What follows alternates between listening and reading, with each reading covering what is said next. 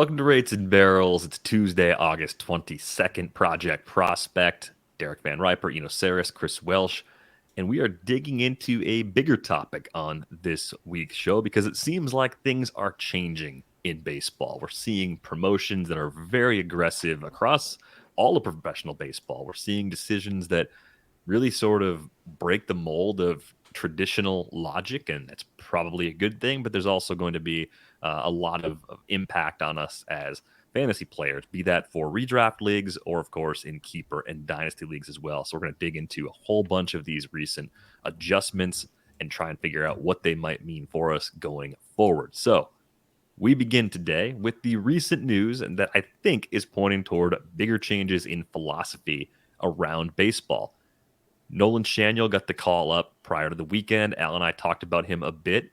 Just got drafted this summer. I mean, debuting a month after he was drafted. The Angels were very aggressive with Zach Neto as well. We've seen Ethan Salas already get bumped up to Double-A 2 months after his 17th birthday.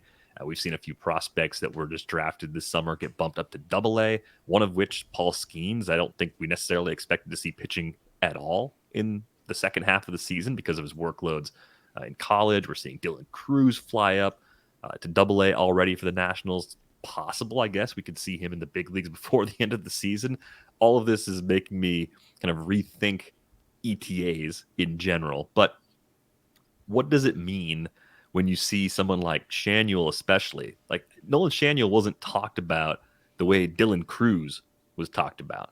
Like, that to me is the surprising part. The org that did it makes it somewhat less surprising. But Welsh, did you expect to see Nolan Schanuel playing in Anaheim in 2023? The easy answer is no. You don't expect any guy that get drafted to then go and play like 2 months later or a month later, kind of in his case. But because, like you said, the org, if there was a team that was going to do it, it was going to be him. To your point where you're saying like he's not being talked about in the same light as Cruz, I think that's more about the total package. Like Dylan Cruz, a theoretical 5-tool, middle of the order hitter, big, impactful power bat.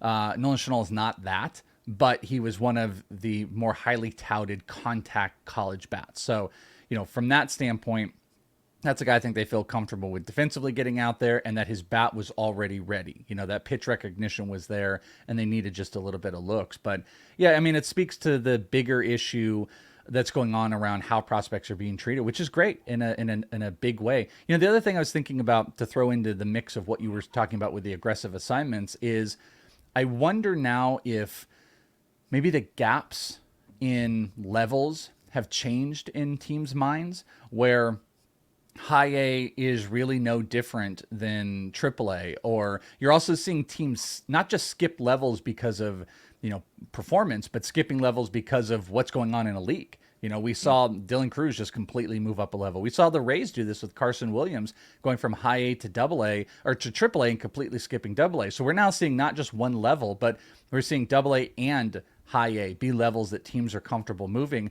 And I've been thinking about, I wonder, is that about maybe clumps where no longer are each one of these big steps? Oh, you get to low A and then you move to high A, or maybe it's once you've mastered low A, high A and double A are really not that far off from each other. And teams are really willing to just move these players through like it's nothing. Like it isn't an organizational developmental step.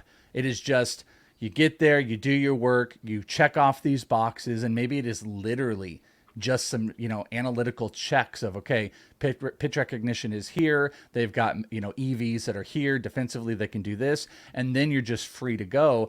Those might be some of the things that we're not quite understanding that has changed because, like, Ethan Salas as a 17-year-old is nuts. But to me, what that clearly says is he checks the boxes defensively. You're going to put a 17-year-old in double A managing those pitchers, that means that kid has to be a plus defender and has checked off the defense box because his bat isn't going nuts, but that also must be checking off good EVs, making good decisions, not striking out a bunch. So it probably just doesn't matter at age anymore or old school. They've got to go here and have 250 at-bats at this level. That just doesn't matter anymore. It is finishing off a couple things that these organizations need to see, and then the sky is the limit. But it's so much to process between the aggressive pushes and why teams are skipping levels and why, double A is almost like a burden for some teams with, the ABS system and stuff. The minor leagues have really changed over the last couple of years. It's odd. Yeah, I think there's a lot there. I mean, so one aspect of this is procedural, like where do we have a need? Like where do we have a place? Like let's say I have a first baseman who's pretty close to the big leagues. Do I have a spot at Double A? Do I have a spot at Triple A? Do I have a spot in the majors? Like where do I need to put this body as a person who can play baseball? I think in that case you can kind of see the Nolan Schanuel thing through the lens of, well, actually I don't think his EVs are where they need to be. His max EV in college was like a 104 or something, and that's with metal bats. His max EV in the minors is 103.5, I think, before they moved him up. I saw somewhere. So those numbers aren't where they need to be. Yeah. Those are bottom shelf. Those aren't even like, kind of average-ish. No, those are terrible. And Kyle Bodie was talking on Twitter about how they're so terrible that you start to wonder if he can hit for average, because you actually do have to hit the ball hard even to hit for average. And so there is a question about a lot of Nolan Schanuel's game, but procedurally, this is the team that needed a first baseman, and like, could he take a walk? Yes. They're going to put him at the top of the lineup. It looks like, to take those walks, get on base in front of guys. And anything he does other than the walks is just gravy. This is a team that's desperate, wants to make the playoffs. They're willing to take players. There's even a rumor going around that they're taking players that don't need any player development because they don't trust their player development. So they're just trying to take sort of completely ready to go guys. Neto and Schanuel are kind of like that, where it's like college guys. Who knows what their ceiling is, but their floor is high, and we can play in the big leagues like tomorrow. And they did. So, that's one thing. Then I think there's ABS was an interesting thing to bring up. I do think that, like, I remember when the Blue Jays had Vegas as their Double A, I think, or Triple A or something like that. I think it's Triple A. They skipped Vegas all the time with their pitching prospects. And when they sent pitching prospects down, they sent them back down to Double A. And they were just like, we don't really want our pitchers pitching in Las Vegas. So you had, like, if you were like a Blue Jays pitcher that's pitching in Vegas and AAA, you had to be like, oh man, they don't really care about me. But isn't that weird? That's what, like, I haven't come to terms with, is like why we have levels, why we have leagues that don't speak to player development. And that's why I feel like that gap maybe has really changed, that we spent a lot of time earlier in the year, and you had that really great article talking about age to level. I hate to say it, age to level might be just a thing of the past, and I get very honed in and like, this is messed with right now. Yeah, like, it's just a 23-year-old at high A. Should we do this? Should we do that? And it's like, you know what? Because you've got less teams now. They went from having 6 full to half season teams plus rookie league to cutting down to 4 plus rookie level ball. There's less spots. There's more honing in. That gap might just not be there anymore between all of this, because to that same point, just why do you have levels that you wouldn't want to send guys to develop? And then on top of it, it's like, well, here's an automated strike system, and here's a tacked ball, and they're just doing weird stuff in my mind that has to believe that some organizations are like, you know what? Once you've checked these boxes, high A to triple A, there is such minimal difference. We are comfortable making big moves now that these levels just don't matter. And that's just me. Maybe half the teams are still in a traditional set, but we're just seeing such untraditional things happening with prospects. It's got to speak to something bigger.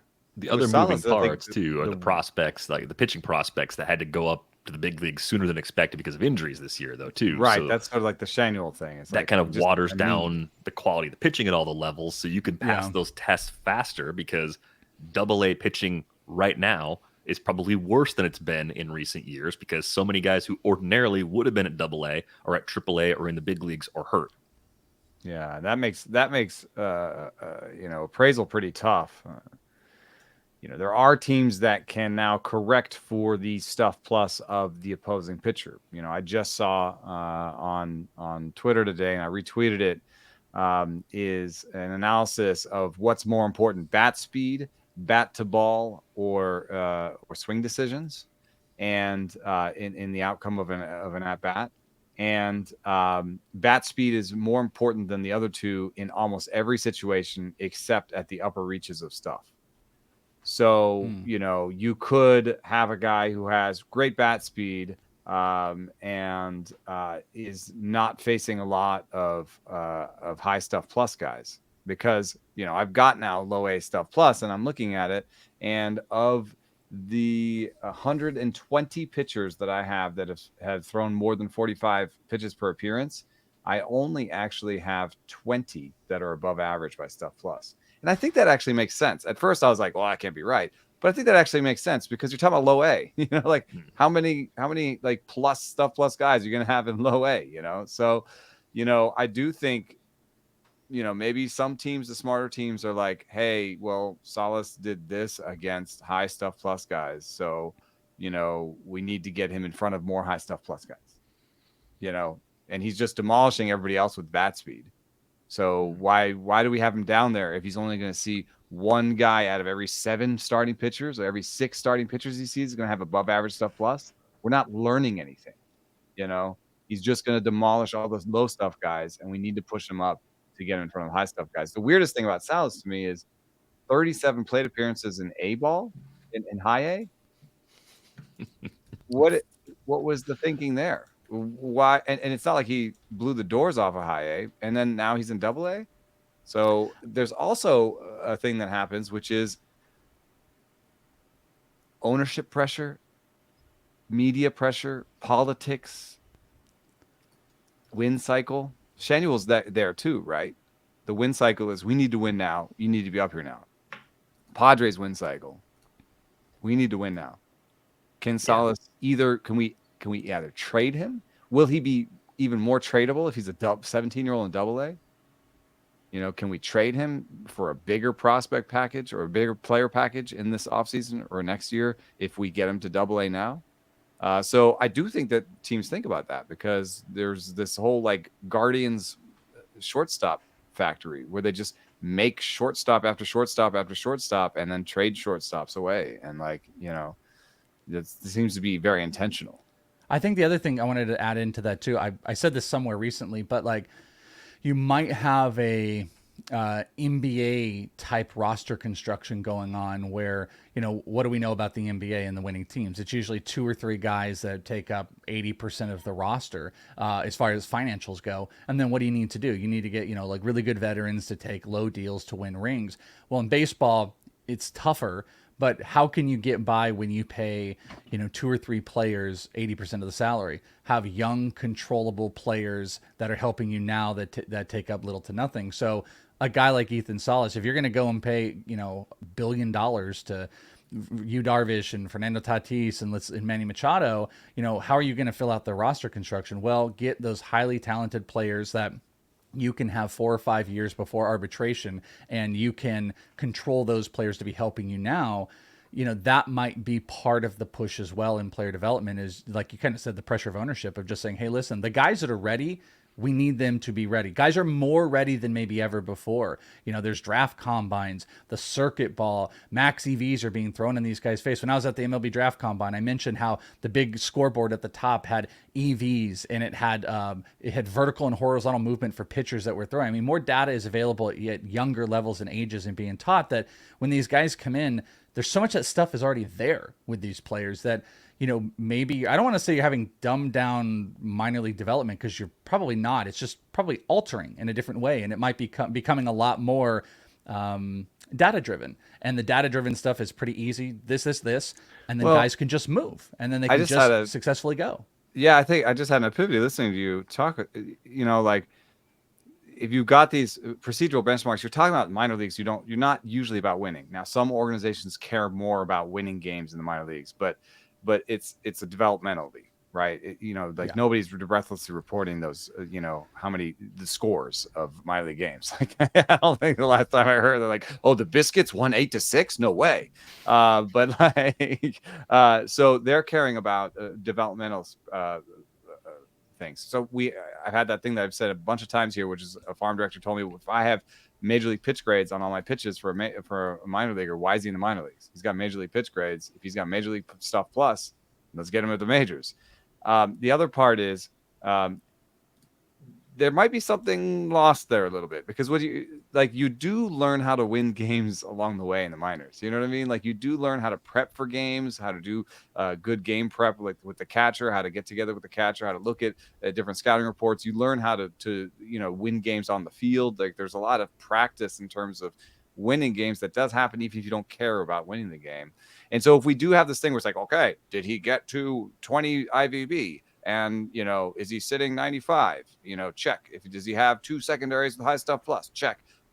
Major leagues. Then you might end up, getting to the major leagues and not knowing how to win games.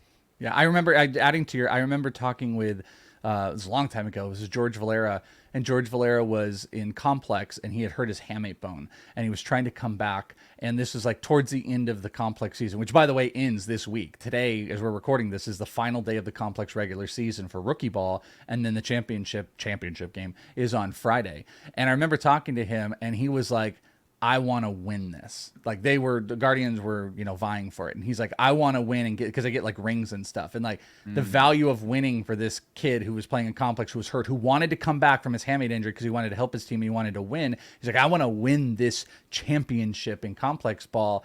That, that does breed success, and that breeds the process of wanting to win. And to your point, when everything is procedural, it's more just about like, okay, did I do good? Awesome. And, you don't want guys to devalue winning and stuff. That's more of a bigger philosophical arching question. But like, to your point, you want to make sure that you're still instilling the baseball values of a lot of these players in this developmental process. And which teams and now instead of players, which teams have overperformed maybe what people thought of them and have won more than maybe people thought of their talent level? I would say that I would venture that a fair amount of those teams had players that all came up through the minor league system together. They had this core that knew each other really well, knew how to win with each other, could make weird defensive plays, or like, I know where that guy is, he's always right there. I can throw it to him without even looking at him, like that sort of stuff. Like the I'm thinking of the Royals core when they won, and it was a little bit surprising, given that how bad they've been since, there's and then think of like the opposite is the Padres right now, where none of those guys came up together, and there's all these rumors of terrible clubhouse and this and that and tension and stress, which is like, well, duh, none of these guys were in like Spokane together, Yeah, so that would make me wonder, just to that point real quick, the Rangers, like this Rangers team is built more like the Padres. It's not a group of prospects that all graduated and played together level to level. Are they going to be cohesive compared to, say, the Orioles, which we know they did the big rebuild like the Astros did? It's paying off a bit sooner than expected, and the Rays are a little more in that camp as well, just guys that have played together for a long time, kind of with a few adjustments made along the way. I don't know. I don't know if winning along the way, how much it could matter if everyone knows that the levels of competition are so variable, and that your place on the roster, if you play well, your place on the roster is gone because you're gone. Like, I just feel like that's sort of a known part of minor league baseball. Like, you want to win every game regardless of what's going on, but your ultimate goal is to just move up, and that matters more than team success along the way. I wonder too, looking at some of this, Paul Skenes, this is pretty unusual because we've talked so much about pitcher injuries on this podcast and trying to ballpark workloads. We did a lot on last week's episode. Many of us looked at the workload in terms of innings and pitches thrown at LSU, 122 and 2/3 innings, struck out over 200 batters. And we thought, okay, we're probably not going to see Paul Skenes in the Pirates system in 2023. They could very reasonably say, based on past workloads, increase, everything you were doing, long season, let's shut you down. We're going to get you ready to go full bore for 2024. He's not pitching a ton, but they did just bump him to Double-A, and they're probably going to keep working him in shorter stints because they're not going to go bananas with the innings. But what do you think it is that the Pirates would be trying to learn about Paul Skenes by having him continue to pitch on the back of a very heavy final season at LSU? I mean, is there anything you can think of, that they wouldn't already know about him, that they can learn about him in these final weeks of the season? There is some controversy about Paul Skenes. There are people in different camps on Paul Skenes. Lance Brodowski has a really good piece about Paul Skenes' extension. It's poor. It's 10th percentile. That's amazing considering how big Paul Skenes is, that he has, he really kind of short arms the ball. Then you're talking about pitch shapes, and Lance goes into some detail about how maybe it's not ideal pitch shapes. And then you can even see that he is a guy that kind of has a natural two-seamer, but has been trying to throw a four-seamer. And there are lots of pitchers that we've seen that are sort of stuck in between the four-seam and the two-seam, and maybe in bad ways. So I do have stuff plus on Paul Skenes in high A, and it's bad. It doesn't like it. Now, there's a lot of caveats here. For one, I have 44 pitches in two appearances in low A that registered. So it's a tiny sample. So even for Stuff Plus, that's really tiny. It's probably too much to say anything. On top of that, Paul Skenes loves to change his position on the rubber side to side dramatically. He, especially against left-handers, he has an outlier release point when it comes to horizontal. And outlier release points like that, the model may be reading them wrong. But lastly, I think this points to just what you want to do as an organization with someone this high up that seems this polished is get him in front of all your coaches, get him in front of your machines, get clean data that you believe in, and then work with them to see what it's going to be like to work with them. And maybe have an off-season plan that's yours, because I love who he's worked with. Paul Skenes works with Eugene Bleecker, and I believe Bleecker is with, let me see if I can find this quickly, 508 I think is the name of his organization. But he's Eugene Bleecker was the guy with the handlebar mustache. 108 performance. He was the guy with the handlebar mustache behind Skenes when he got signed. I text him, congratulations, and he says, oh yeah, it was a big day for us. He said we had picks 1 and 12 and 13 and 15 do most of their training at our facility. So he had 4 first-round picks. So I doubt that there's no one that's knows about Stuff Plus and knows about good movement patterns that's working with him. So but there's also he worked with these other guys. Let's give him our off-season plan. And if you just say draft him and then see you next year, then you don't have any opportunity to be like, what are his movements? What are his patterns? What do we want him to do this offseason? As opposed to what Eugene Bleecker wants him to do, which I love Bleecker, but you kind of want to be like, we want you to do our plan, please. That's always a tension in every organization. But I think with a pick this high, they're saying to him, hey, you can make the big leagues next year. You're in AA now. You can make the big leagues this year if you do what we asked you to do in the offseason. Perhaps. I'm torn with Skenes on a lot of stuff here. To your point of them wanting to see him, the only thing is that they can also do this in more closed settings with similar to the developmental list. You cannot subject him to in-game action. Just throw in front of our machines at the complex. Well, check this out. Chase Dolander and Rhett Lauder. Those are 2 highly touted college pitchers. They're here locally, and they're doing nothing. Rhett Lauder actually went home, and he's coming back for instructs.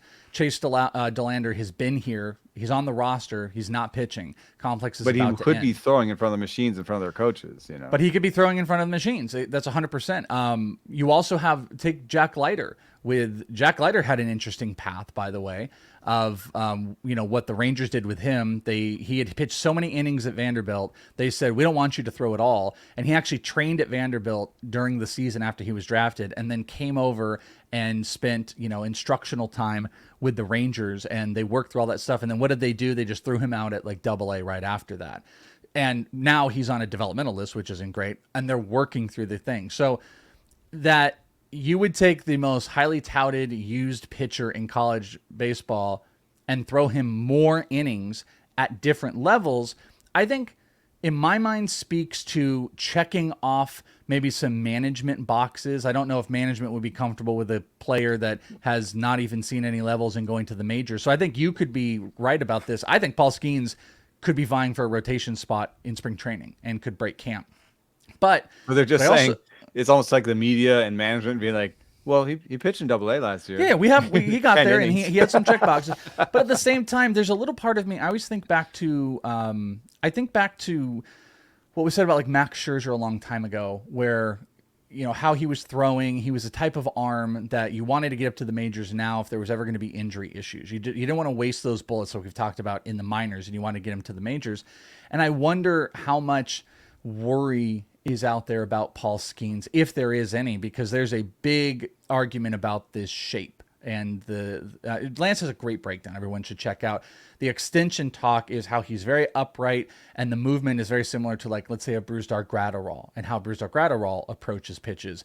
And everybody talks about this bad shape of fastball, but the thing that we were doing behind the scenes, I kept saying, well, find me another guy that has really bad stuff plus that throws 100 plus.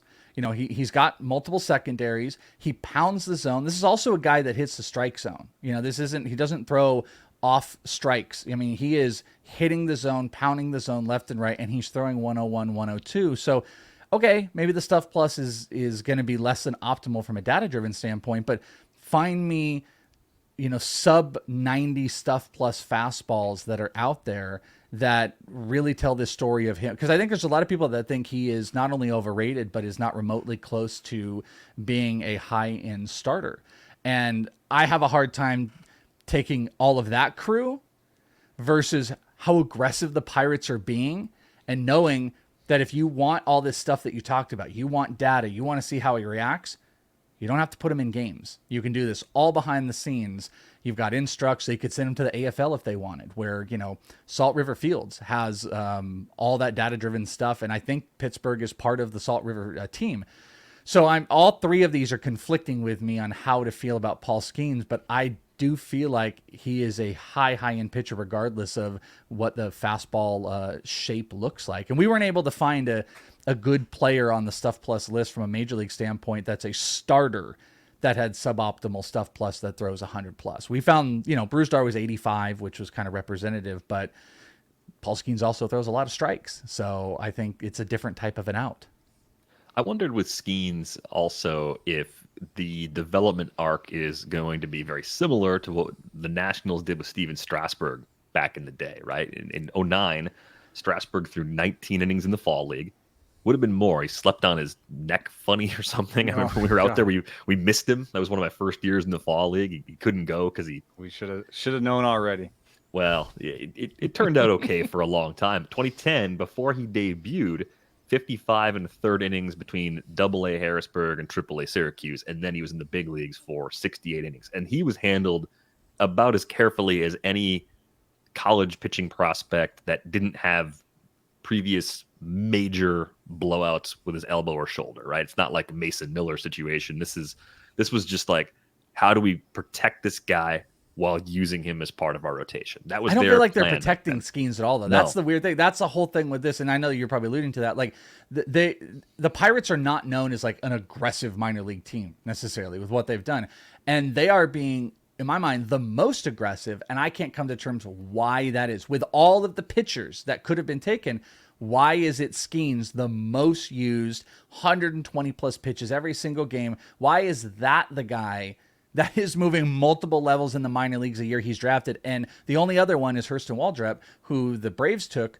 and the Braves move guys really quick. You know, that is part of their system. It's not the Pirates. And is it worry? Right, we saw that with AJ Smith-Shawver this year. Yeah, or what level of worry is this coming from? You know, are the Pirates not running an instruct? Or maybe this is why. Maybe it just go back to the procedural thing. Maybe they just see that their window is going to open up soon, and they don't want to have Paul Skenes in 4 years or 3 years. They want to have Paul Skenes in the next 2 years. And they think that, you know, they did have a really good start this year. And part of what's happened since is the pitching has kind of not been as good, right? Yeah. So maybe they just saw the beginning of this year and they say, what if we had Paul Skenes all year this year? What would the story be different? To me, in the ever-growing story of us talking about what is changing in development, what is changing in the minor leagues that we're maybe trying to catch up to. And maybe, by the way, organizations may not even know how to articulate how things are changing. Because like I'm looking at it like, give me the steps of what has all changed. And they may not even understand fully. Oh yeah, they might be like, oh, it's still kind of the same, except we're doing this and this. This is another one of those pieces, because in my mind, this is completely atypical. This is not how teams, especially the Pirates, would work the usage of a college pitcher. The year they were drafted, they would use a guy like this. This is hyper aggressive, and this again just probably speaks to a lot of what these teams are approaching with minor leaguers and just saying, screw it, we're gonna get him up in Double-A. He's gonna pitch 15 more innings. Maybe we'll throw him to the fall league, and then he's gonna be vying for a spot. That's extraordinary, even for Paul Skenes. But I don't think like Strasburg and guys like that had this much public outcry of data against him like Skenes does with this extension and fastball shape. So it's just like, there's so much information. There's more information that we've known about a prospect before on the underlying stuff, while this team is also being hyper aggressive. Those two things seem like they would counteract each other a little bit. I do know that some teams are all about their KPIs, key performance indicators. You have these metrics. If they meet those metrics, you move them along, right? So maybe the Pirates are a little bit more like that than we thought. And Skenes is just checking those procedural boxes, and their other guys haven't as much. I mean, that's totally possible. We're talking about a guy who's, polished, and, it seems like he's, dominant college pitcher ready to go. And they're like, no, he's by our stuff plus he's great, and by every means that we look at, he's great. So let's just keep moving along, and he'll be in the big leagues next year or the year after. Yeah, old school pitching guys would be like, listen, don't talk to me about shape, because he throws strikes. He probably throws the most strikes of any pitcher in our system right now, and it's big velos. I don't need to hear about the shape not being good. You could have that old school baseball approach also, that there's good people being like, listen, I'm not worried about what this. are your key performance indicators? Are they stuff exactly. plus, or are they, we were just talking on Drapes and Barrels yesterday. Is it swinging strikes in the zone? Is it chases? What your key performance indicators are will determine how people move. With Skenes too, if his fastball plays more like Hunter Green's fastball than it does like Spencer Strider's fastball, we're going to get the answer really fast, right? If he's more like Hunter Green with that fastball, big league hitters are going to tee off on it. If he's more like Strider, he can throw it even in the heart of the zone sometimes and get away with it, right? So, and that's what he did in college a lot. That if you go back and look, that is definitely something like he wasn't afraid to throw it up and up in middle. Like he's gonna challenge you with that fastball. It's not cocky, but it's a confidence level that I'll throw it where I want to throw it, and you try to beat me with it. And college hitters did not beat him with it. So maybe, greater to the point is like, all right, let's get some, high challenge. Let's get the Evan Carters. Let's get the Junior Camaneros. I got no idea who he's facing, but I'm just throwing out, there's great hitters in Double-A right now. See what happens when he challenges them with it. Exactly. Yeah.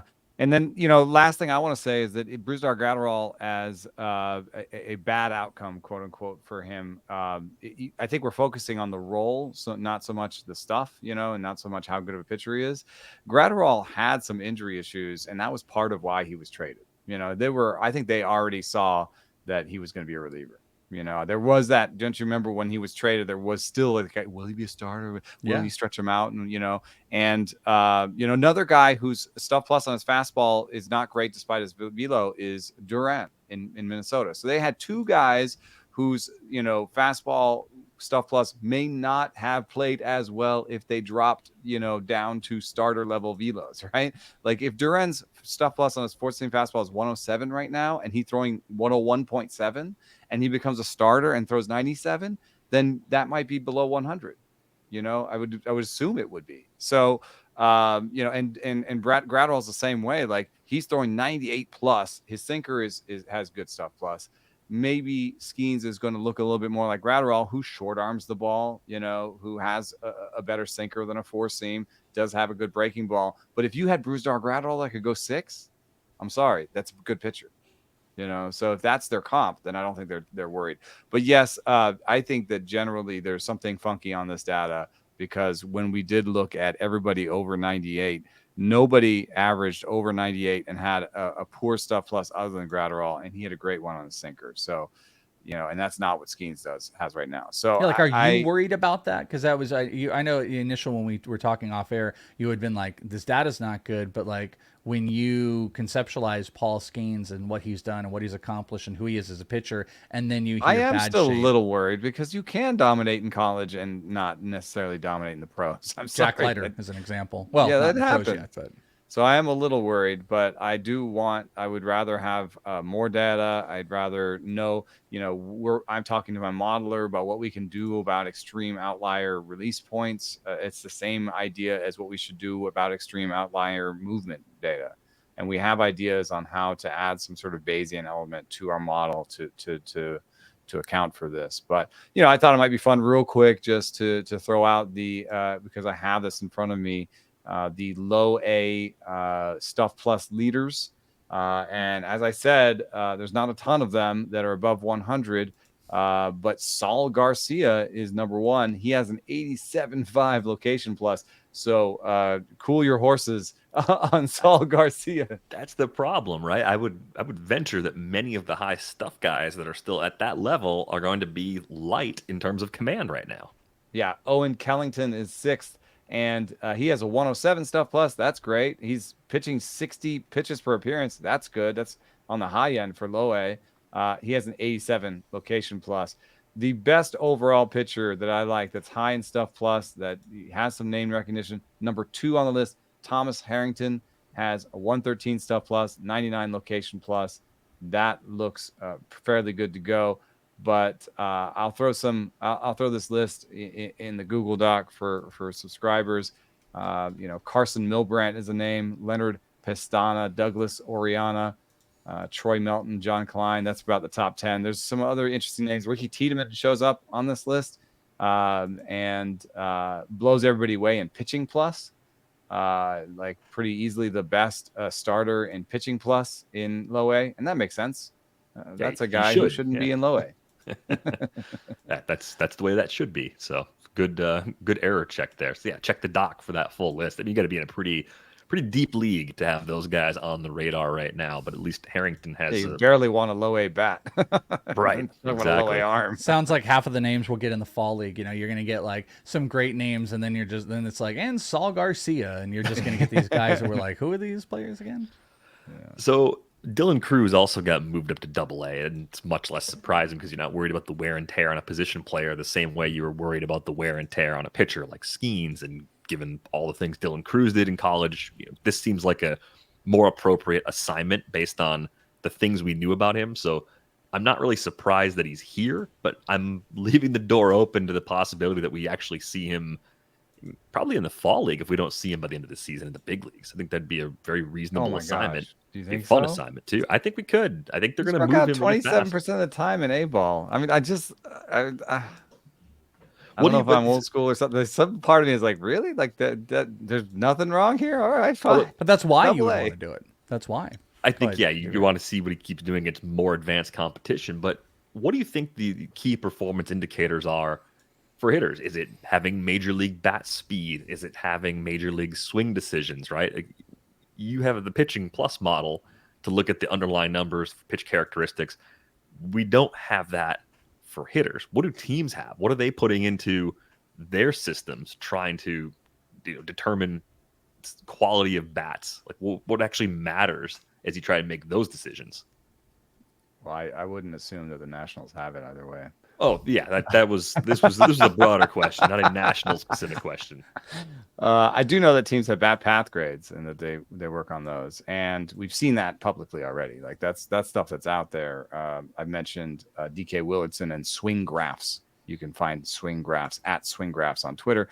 He has his own version. I know people in the game that think that his version isn't that great. But that just means that there are versions. There is a public version of a bat path grade. And so that means that, once there's a public version, I would assume that at least 10 teams privately have one, and that the other 20 teams are like, whoa, what's a bat path grade? And are trying to work on one themselves. So I would actually assume probably more than half major league teams have a bat path grade. So you could, I still think that leaves the Nationals on the outside looking in, and they probably are just like, no, man, he's dominant. College, he was dominant in A ball. Let's not worry about the strikeout rate. Yeah, I mean, the strikeout rate, as you mentioned, was high, but it was still good results in the 14 games that he was there. There was power, there was speed, 423 OBP, 645 slug.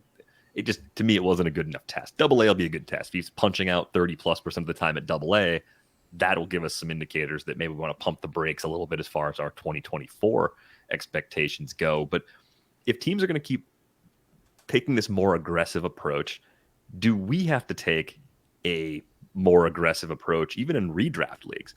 For the last few seasons, Eno and I have been kind of stuck in this window where if a rookie is going kind of in the first 4 or 5 rounds, we're generally out on those players, right? So 2 years ago, I think that was Bobby Witt Jr.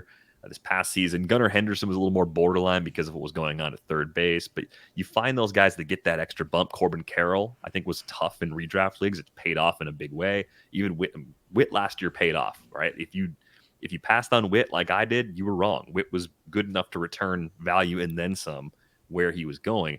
But if teams start to believe in players faster, are we going to have guys that hit the ground running more often, or are we going to have just a greater sample and then a greater range of outcomes where some of these guys are going to fall flat on their face because teams are copying each other and trying to move guys up faster than maybe they should, right? I mean, every team's got a different path here. So what's actionable about this for us in the fantasy community? What do you think, Welsh? A couple things. One thing I wanted to say on the Cruise side too, which is interesting. When I have an episode I'm dropping on my prospect show, Prospect One, where I predict the AFL. I predict the players that are going to come, and it's dropping tomorrow.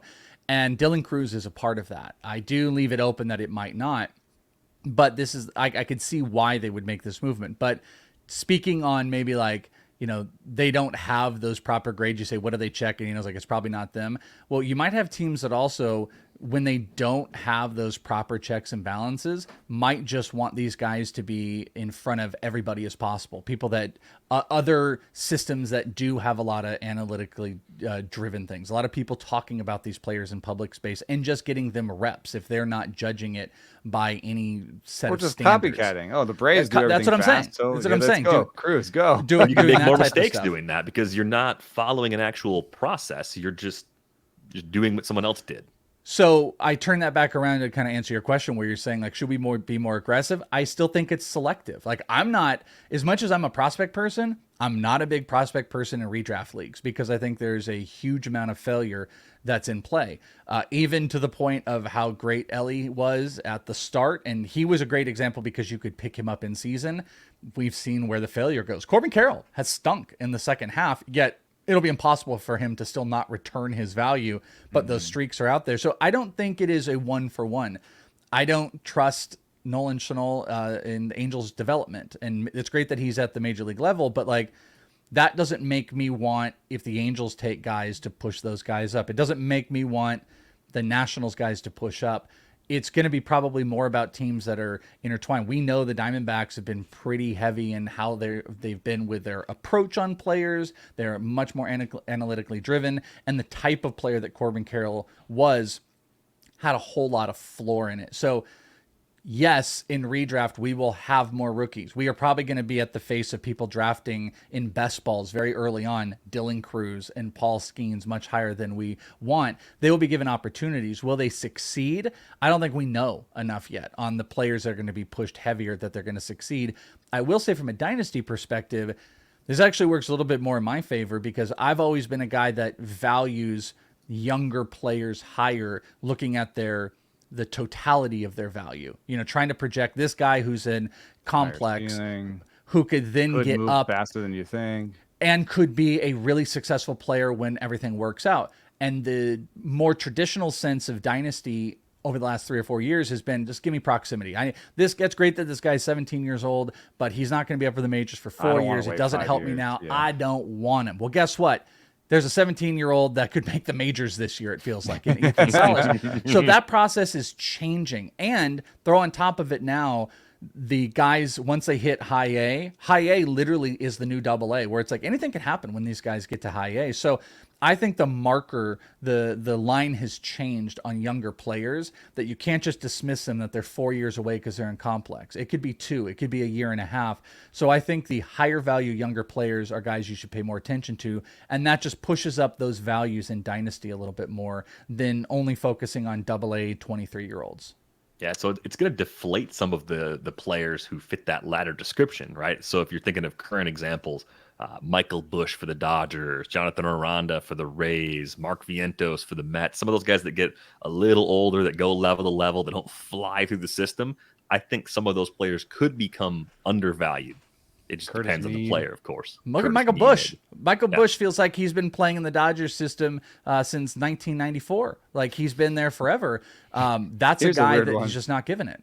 I really like Cedena Rafaela. Yeah. And the Red Sox outfield is the worst in baseball by outs above average. Jarren Duran looks like he's no longer a center fielder, so there's an opening for him. Is he old at 23 years old? But I did want to turn this around. I mean, here's a real actionable question for you guys.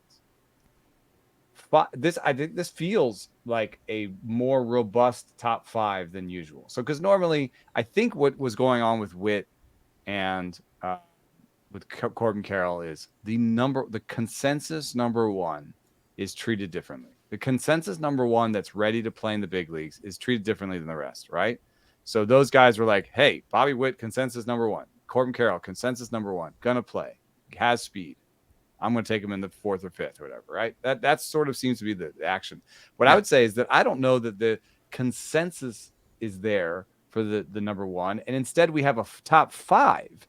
And everybody likes one differently. So I'm just going to name the Fangraphs top 5, but I think this is everyone's top 5. They're just ordered differently for everybody. Jackson Holliday, James Wood, Jackson Merrill, Jackson Churio, and Dylan Cruz. All 5 of those guys are going to have double A experience. All 5 of those guys could easily play in the major leagues next year. Is there one of those or 2 of those or 3 of those that you would say is consensus number 1 for redraft purposes? And B, is there a sort of a Robin to that Batman that might be 3-4 rounds later that might be the better choice?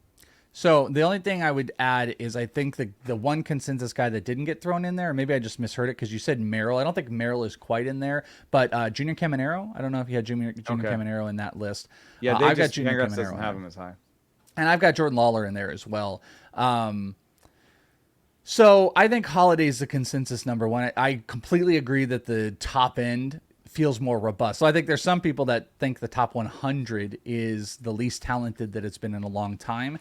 You could invert it to say like the top 5 is maybe as talented as it's been in a long time. I could make an argument, I think, for any of those 5 to be a number 1. Yeah, I think you easily can. I would say that Jackson Holliday is the consensus guy. If I'm going in, and we get any type of commitment that they're going to let him get a spot early on, Jackson Holliday is the one that has proven 400 plus OBP everywhere he goes, not crazy worrisome strikeout numbers, big, hard to hit. Every single test and question he has answered. So that's the type of guy that you bet on when he becomes a 4th or 5th round he seems like guy in redraft. If you have any inkling that he's going to play in the big leagues next year, he seems like he might be worth it. I completely agree. Big deal, though, is when you take them in the 5th round, is like you can't wait as long as you wait on Ellie De La Cruz. Like there's less win. Yeah, they have to start going. And that's why you need that confirmation that these guys are going to play early. The funny thing in my mind for redraft, I think like all the rest have like worrisome concerns. And I mean, if they were given the go, like Junior Caminero is going to be the shortstop because of all the things we know what's going on with the Rays, he will be the guy. That'll make me feel more comfortable. But I think like Churio's got some swing and miss in his game.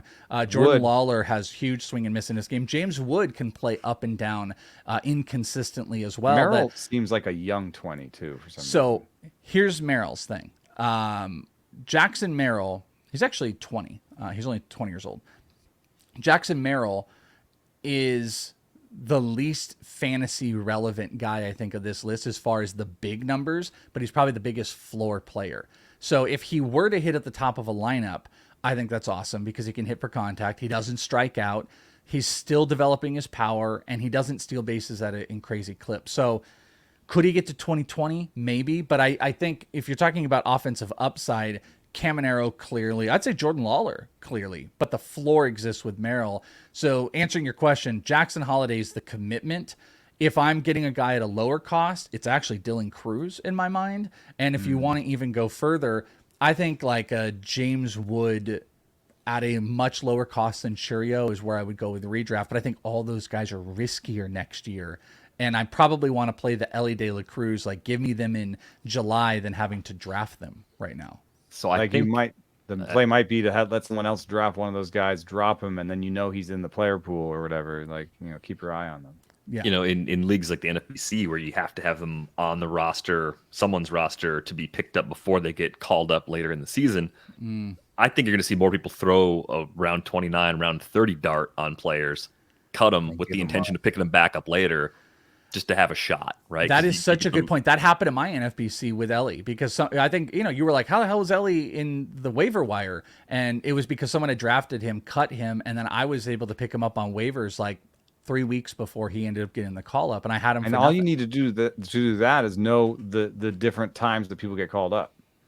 So there's like the sort of like 3 weeks into the season, where that's just about like not giving them the full season. Yeah, that's like the Super Tuesday. Like that would be like maybe the Churio, maybe the Caminero, like maybe Dylan Cruz. Like maybe they just want like a little the bit beginning extra. of May.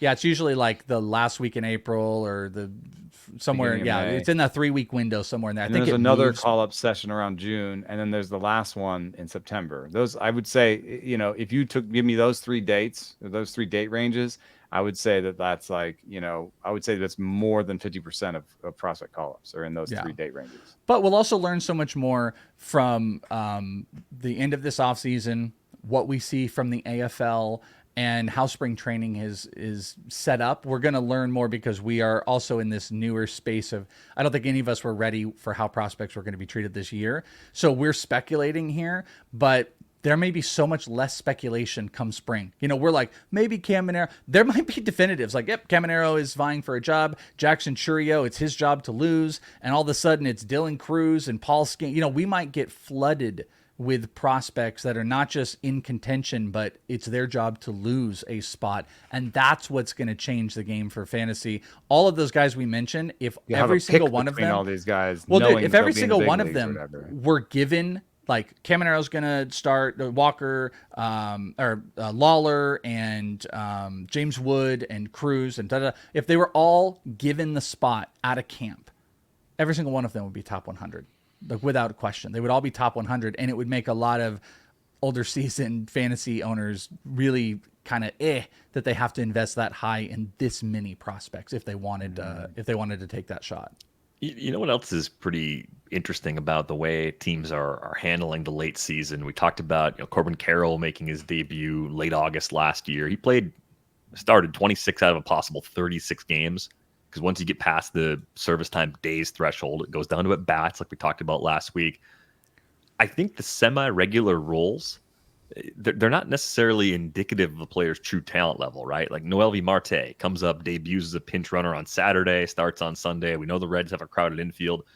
If he plays or starts 75% of the Reds' remaining games, just mixing and matching, it doesn't mean he's not a potential everyday player for them next year, because the roadblocks could be gone, or he could be in a different organization if he's the one that gets traded. So I think you have to think about slightly crowded depth charts in this window a little differently than you used to. It's almost a good thing because it leaves the door open for some of the guys like Churio, even like Jackson Holliday. For a while, I thought, there's no way we'll see Jackson Holliday this year. Why not? The Orioles could bring him up. They could play him 2/3 of the time. They're not burning off a year of service time. He's not going to hit you're not going to see the rookie of the year eligibility thresholds, and he gets the experience. And then we have more information for next year, and the team has more information for next year. I think organizations generally value that. So maybe we haven't seen that last wave of call-ups yet. Maybe there's still one more week or so where we're going to get a few more names that get jumped up into the big leagues. I just hope it's not Holiday, because I want Holiday to go to the AFL. Very selfish. So these guys also could be AFL guys they won't be AFL guys if they get called up, most likely.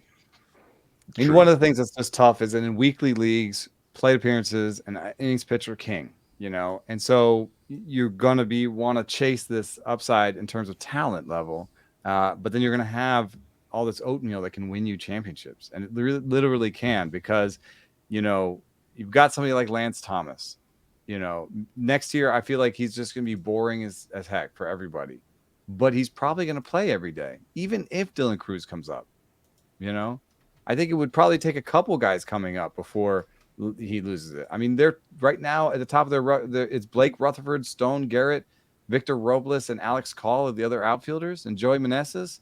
Like Lance Thomas is going to have a job all year next year, and he's going to be so boring compared to the other guys. And how many plate appearances do you think Lance Thomas will have next year versus how many plate appearances Nolan Marte will have? So in weekly leagues, you really have this thing where the format itself is pushing you away, I think, from a lot of these players. Yeah, I think it does late in the year, but I think Lane Thomas versus Noelvi Marte next year comes out closer than you think based on, I think even it's closer than you think. I'm not worried about Lane Thomas losing time. I think he's... That's what I'm saying. But I'm saying you book that time, and that's like a boring guy without much upside that you can book this playing time. And then Noelvi Marte is the guy that may have higher upside, but you can't book the playing time. One thing I wanted to add, you asked that question. That's going to be a tough decision next year, especially if there's 5, 6, 7 prospects that everyone's like, maybe I'll just have a bench spot and just be like, hey, there's a lot of guys here. Like, I'll just put Jordan Lawler on my bench. Nobody else is talking about him. Well, I think that's actually a great idea. I was contemplating, you were asking all those guys, who's the later one? I actually think I have the name for you of the guy that isn't in that top 5 of all those big, sexy names that are out there. And it's Pete Crow-Armstrong. Pete Crow is most likely the guy. If you start seeing all 5 of those guys going ahead. They don't sign Bellinger especially, right? Even if they do sign Pete Crow, we're ready. We're at AAA. He's hitting 299 at AAA. He hit 289 this year at AA. We've got the at-bats. He's lowered his strikeout rate. He's upped his walk rate since going to AAA. He's posted a 200-plus ISO at every single level with the Cubs that he has been. Defensively, he's there, makes a lot of contact. Pete Crow is the guy. Give me the discount, because I think Pete Crow, we're in that little window. You said like the next wave. We're still in that little window where Gunnar and Corbin came up last year, and then they were given that run. Pete Crow, in my mind, is in that window that could get called up in the next week. Even if he didn't, I think that's a guy that breaks camp, is not viewed in the top 5. I'll take a big discount on Pete Crow-Armstrong in early best balls, breaking that roster and being a part of that outfield than I would maybe spending double the value on trying to chase after Jordan Lawler or something like that. Pete Crow is probably the cheaper, safer option that I'm going to chase outside of Jackson Holiday. If I want the high and I want the better value, that would be the guy. Yeah, I'm trying to think of what I would do. If Holiday, Churio, Cruz, Lawler, if they're all being treated reasonably the same, right? You're going to get one out of that bunch. The interesting thing about Jackson Churio, he's lowered the K rate going back to about June, right? He's under 20% now for the season. So that swing and miss we were seeing earlier in the year has faded. He's made the adjustments over a 50-plus game sample. The bags are going to be there. Like our game versus real-life floor and real-life value, it's always a little shift towards the guys that run. I know bags are easier to get, but it gives you another category to be an immediate above-average contributor. So I'm tempted to say I actually want Jackson Churio of that group because I think he's going to immediately steal a ton of bases. Like that's there from day one. He hit some ridiculous home runs too. Just absurd. Top of the zone, opposite field off 99-mile-an-hour fastball type home runs. I think the power is going to play. Maybe you're giving up. Like maybe initially you have some of the same problems that we've had with Bobby Witt Jr., where it's a okay average, low OBP, pretty good slug, and then he steals a ton of bases, and you're just happy because it all works, and he plays nearly every day. I think that's probably the short-term outcome for Churio, and the question is, can he unlock that peak ceiling that gets him up into the early part of round 1 someday? That's the great unknown, but in round 5, I think I'd be pretty interested in taking that shot, so long as we have clear indications that he's a part of their opening day plans. Yeah, and we might see him in the AFL. That might be one of those guys, or Dominican Winter League. Like, I think it would be really key for where he's at developmentally to get more at bats, push the at bats to bigger competition. That might be Dominican Winter League. I think the presence of where you play is a lot more intense and puts that kind of pressure on you, where the AFL is going to have, some of the best talent out there, but pretty poor pitching. But the team gets to, really get their eyes every single day and see the adjustments that he's making here amongst his peers. So I just think it'll be key for him to play a lot of at bats competitively in one of those leagues for him to be able to make that next big move. Because sometimes, I make a big deal about it because I live here, but that fall league is that indicator of like, oh yeah, we want this guy soon, and we want to make sure he's getting more than the regular minor league season at bats to see how he's tested. Is he worn out? How can he push? And how much can we dive into this guy for a full season of baseball next year? So that would probably be a little indicator for me as far as a guy like Churio or, Caminero is how much run do they get in this offseason of more plate appearances. Yeah, we need that fall league opportunity for both of those guys. Yeah. I'm selfish. Being back in Arizona this year for fall league, send everybody at the top of the list. Make the predictions that you made on that episode of Prospect One. Make them all come true, right? We want to be dreamers. We are going to go on our way out the door. Just a reminder, you can get a subscription to The Athletic for $2 a month for the first year at theathletic.com/rates and barrels. You can find us on Twitter at Eno Saris, at Is It The Welsh, and at Derek Van Riper. That's going to do it for this episode of Rates and Barrels. We are back with you on Wednesday. Thanks for listening.